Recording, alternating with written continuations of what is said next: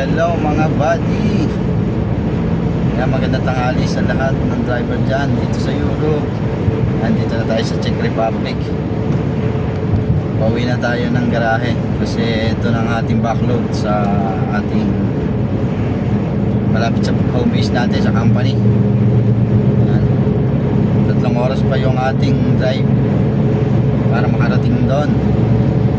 Hindi natin alam kung aabot yung ating driving. Hindi natin alam kung ilan pang natitira. Mamaya malalaman natin pag break. Yan. Pipilitin natin makauwi at tayo wala nang isusuot. Ilang linggo na tayo hindi nakakauwi sa ating accommodation. Kaya pipilitin natin makauwi. Kahit pa paano yung makapaglaba. Makapag grocery na tuloy. Meron naman ako grocery minsan sa mga truck stop, sa mga gasolinahan, yan. Pero mas mura pa rin sa sa mga grocery mismong pamilihan. Hindi kamukha sa mga